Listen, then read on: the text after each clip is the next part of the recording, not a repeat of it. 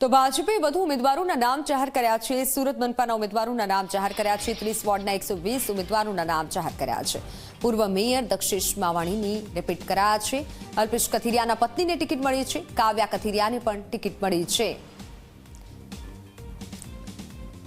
અલ્પેશ કથિરિયાના પત્નીને ટિકિટ મળી છે। કાવ્યા કથિરિયા અલ્પેશ કથિરિયાના પત્ની જેને ટિકિટ મળી છે તો પૂર્વ મેયર દક્ષેશ માવાણીને પણ રિપીટ કરાયા છે। સુરત મનપાના ઉમેદવારોના નામ જાહેર થઈ ચૂક્યા છે। 30 વોર્ડના 120 ઉમેદવારોના નામ જાહેર કરાયા છે। સુરતમાં ભાજપ નેતા અલ્પેશ કથિરિયાના પત્નીને ટિકિટ મળી। કાવ્યા કથિરિયાને ભાજપમાંથી ટિકિટ મળી છે। ટિકિટ મળતા કાવ્યા કથિરિયાએ ખુશી વ્યક્ત કરી।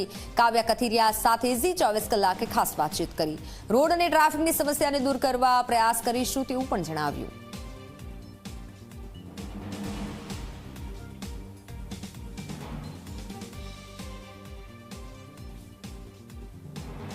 સ્થાનિક સ્વરાજની ચૂંટણીને લઈને ભાજપ દ્વારા તમામ જે વોર્ડના જે ઉમેદવારો છે તેમનું લિસ્ટ જાહેર કરી ચૂક્યું છે। ત્યારે ખાસ કરીને પાટીદારની જે બેઠક છે તેમાં કાવ્યા કથિરિયાને ટિકિટ આપવામાં આવી છે। આપણી સાથે અલ્પેશના પત્ની કાવ્યાબેન જોડાયા છે। કાવ્યાબેન, ટિકિટ મળી છે, કેટલો આનંદ? ભારતીય જનતા પાર્ટી શીર્ષ નેતૃત્વનો ખૂબ ખૂબ આભાર। અહીંયા સુરત શહેર સંગઠનનો ખૂબ ખૂબ આભાર।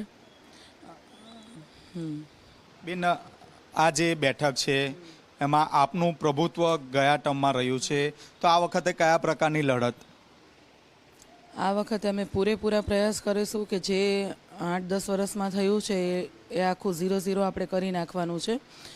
અને જે લોકોએ ખાલી અહીંયા કામ કંઈ કર્યા નથી પણ લોકોના વચ્ચે ભ્રમ ફેલાવ્યો છે એ ભ્રમ આપણે લોકો વચ્ચેથી કાઢી અને લોકોની સમક્ષ આપણે રિયાલિટી મૂકવાની છે।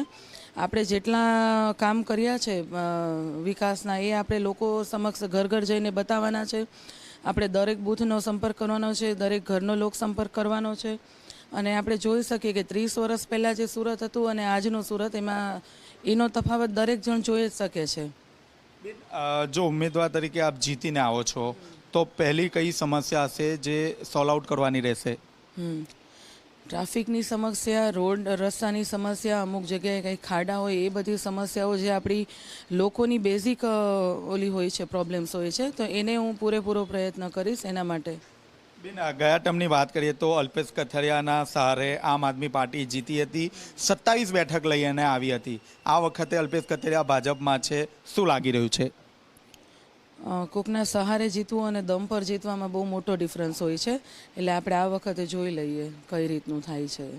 મેડમ, ખાસ કરીને તમારો જે વોર્ડ છે તેમાં શિક્ષણ અને ટ્રાફિકનો મુદ્દો આમ આદમી પાર્ટી હર વખત ઉઠાવતું હોય છે, તો શું કહેશો?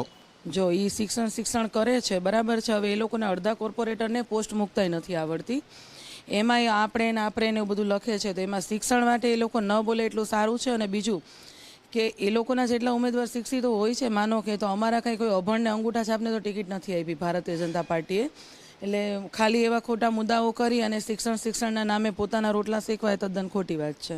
છેલ્લો સવાલ, પાટીદારો કાવ્યાબેનને સાથ સહકાર આપશે? હા, ચોક્કસથી આપશે અને એટલી આશા રાખું છું અને આપશે પણ એટલો વિશ્વાસ છે। લોકોને શું અપીલ કરશો?